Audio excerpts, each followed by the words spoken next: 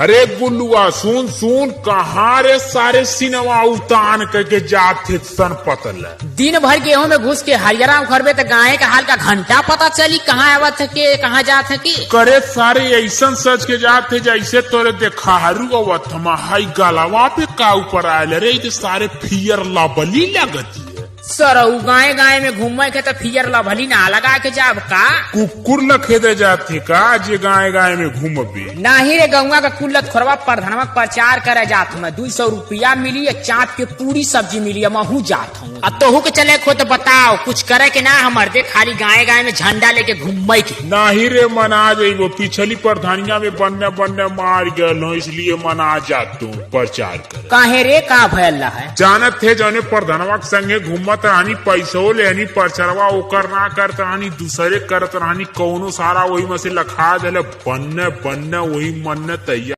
मंजेश राजा जिंदाबाद जिंदाबाद जिंदाबाद। अपना प्रधान कैसा हो मंजेश राजा जैसा हो। अपना प्रधान कैसा हो मंजेश राजा जैसा हो। भौजी मोहर कहाँ लगई है केला के निशान पर। भौजी मोहर कहाँ लगई है केला के निशान पर। अरे सारा इस सियरन का झुंडी कहाँ से अवत के चिल्लात अवत हमें कुल कुकुर कुल लखेदत हमें का ये दादा अरे सुन सुन कहाँ झुंड मान के जात हवा रे वो ये तो ना चिल्लर लेके जात हवे अरे भैया इलेक्शन चलत है तुम्हें ना पता का ये मंजेश भैया प्रधानी में उठल है वही के कुल प्रचार करत है गाय में घूम के सबके ये बतावत है सबके साथे हमहू अब की बार मंजेश के जितावत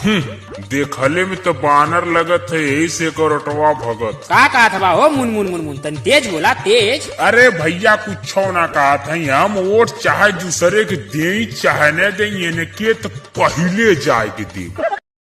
तो भैया हम पक्का समझी कि वोटवा नहीं की देवा हो अरे भैया जीतिए तो का करिए हमरो फरमाइशिया तनी जान ले हम का चाही तब नोटवा पूरा पक्का देवे नहीं के चला ठीक है भैया अपनो फरमाइश बता ला का चाही तू है तो भैया हमार फरमाइश सुना हम लोहिया आवास चाही हम आवे जाए खातिर RCC रोड चाही हमारे दुआरे के आगे चापाकाल मतलब टंकी गड़े के चाही सिवाने में हग्गा जाए घरे लैट्रीन बने के चाही और हमारे दुआरे सोलर ऊर्जा वाली बत्ती गड़े के चाही तब तो हम इनकी वोट दिए अच्छा तुम्हें इतना चीज चाहिए तब तो तू इनके वोट देवा करे सारे हमर लोगन 200 रुपया में गाय गाय में घूमत घूमत हेरायल गधा हो गल है सरऊ प्रधानी बहन जिताई ना तुहार इतना फरमाइश लगल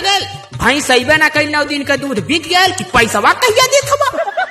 भैया लोग नमस्कार हम मंजेश राजा आजमगढ़ कप्तानगंज उर्फ मनरेपुर से अपने छोटा सा यूट्यूब चैनल में तहे दिल से स्वागत करत हैं। तो भैया लोग हमार वीडियो कैसन लागल और वीडियो अच्छा लागल ना तो लाइक करा और कमेंट कर दा और हाँ हमारे ये यूट्यूब चैनल पे अगर आप पहली बार आयल बड़ा ना तो चैनलवा के सब्सक्राइब करा और बेल आइकन का घंटिया जरूर दबावा कहे कि हमार आने वाला वीडियो सबसे पहले देखे खातिर। तो भैया लोग आपन बहुत कीमती वक्त हमरा के दे के पूरा वीडियो देखने बड़ा करके बहुत बहुत धन्यवाद। मिले तानी अगला वीडियो में बाय बाय। हाँ भैया भुलाया मत यार हमारे चैनल में सब्सक्राइब करके जाया। Bye bye Tata.